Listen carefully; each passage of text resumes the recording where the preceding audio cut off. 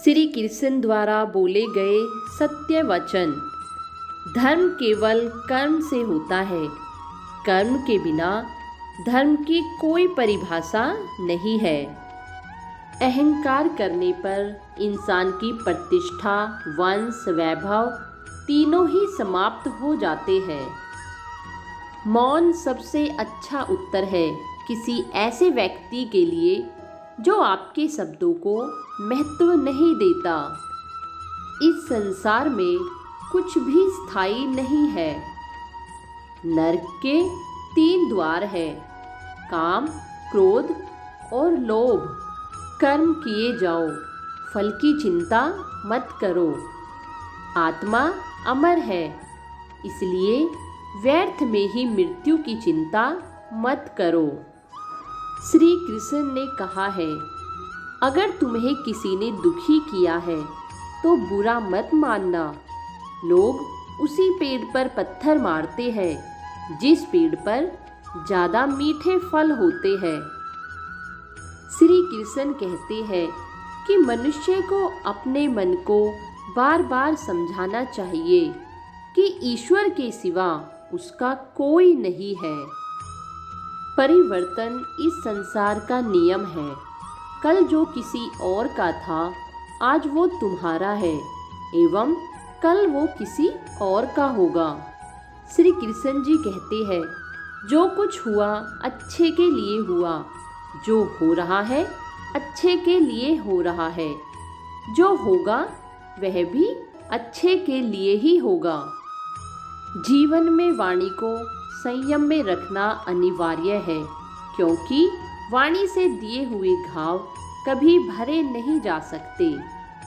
श्री कृष्ण कहते हैं कि सत्संग ईश्वर की कृपा से मिलता है, परंतु कुसंगति में पड़ना मनुष्य के अपने ही हाथों में होता है।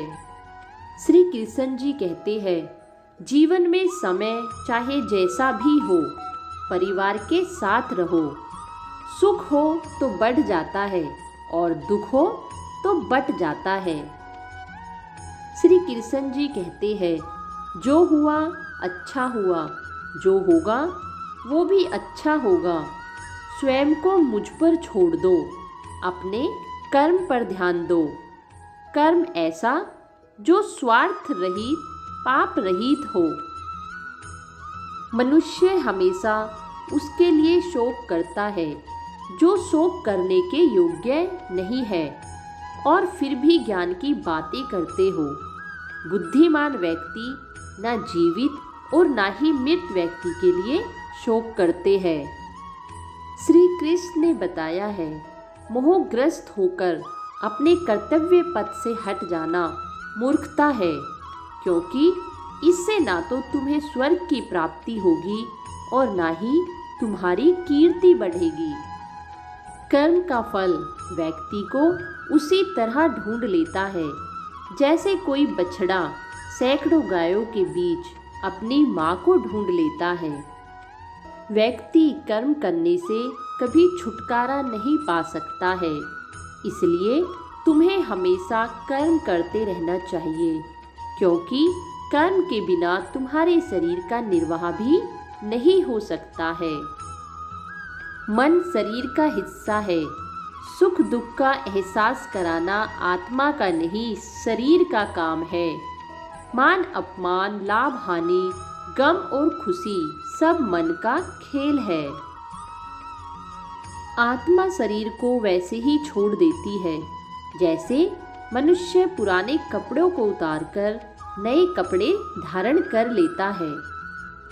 परिवर्तन ही संसार में स्थायी है, इसलिए परिवर्तन से नहीं भयभीत होना चाहिए।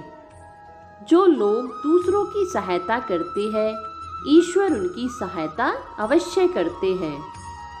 श्री कृष्ण कहते हैं, मेरे भी कई जन्म हो चुके हैं, तुम्हारे भी कई जन्म हो चुके हैं। ना तो मेरा अंतिम जन्म है और ना यह तुम्हारा अंतिम जन्म है। मैं हमेशा तुम्हारे साथ और तुम्हारे आसपास रहता हूँ, चाहे तुम कुछ भी कर रहे हो। इंद्रियों के अधीन होने से मनुष्य के जीवन में विकार और परेशानियां आती है। सुख दुख का आना जाना सर्दी गर्मी के आने जाने के जैसा ही है, इसलिए इन्हें सहन करना सीखना ही उचित है। जिस इंसान के चारों तरफ नकारात्मक लोग रहते हैं, उस इंसान का मंजिल से भटक जाना तय है। मेरे लिए ना कोई घृणित है और ना ही कोई प्रिय, ना कोई निर्धन है और ना ही कोई धनी। बस जो भक्ति भाव के साथ मुझे याद करते हैं, मैं उनका हूँ और वो मेरे हैं। अगर व्यक्ति शिक्षा से पहले संस्कार, व्यापार से पहले व्यवहार और भगवान से पहले माता पिता को पहचान ले, तो जिंदगी में कभी कोई कठिनाई नहीं आएगी। स्वार्थ से रिश्ते बनाने की कितनी भी कोशिश करे, वो कभी नहीं बनते हैं, और प्रेम से बने रिश्ते को कितना भी तोड़ने की कोशिश करे, वो कभी नहीं टूटते हैं। वह जो सभी इच्छाएं त्याग देता है, मैं और मेरा की लालसा तथा भावना से मुक्त हो जाता है, उसे शांति प्राप्त होती है। धर्म केवल रास्ता दिखाता है, लेकिन मंजिल तक तो कर्म ही पहुंचाता है। इच्छा पूरी नहीं होती तो क्रोध बढ़ता है, और इच्छा पूरी होती है तो लोभ बढ़ता है। इसलिए जीवन की हर स्थिति में धैर्य बनाए रखना। श्री कृष्ण जी कहते हैं, हमारी आस्था की परीक्षा तब होती है जब हम जो चाहे वो न मिले, और फिर भी हमारे दिल से प्रभु के लिए शुक्रिया ही निकले। श्री कृष्ण जी कहते हैं, प्रेम सदैव माफ़ी मांगना पसंद करता है और अहंकार सदैव माफ़ी सुनना पसंद करता है। श्री कृष्ण जी ने अर्जुन को उपदेश देते हुए कहा, जब संसार में धर्म की हानि होगी और अधर्म की विजय होगी, तब मैं इस पृथ्वी पर अवतार लूँगा। जो बात सच पर आधारित हो, उसे करने या कहने और मानने से कभी नहीं डरना चाहिए।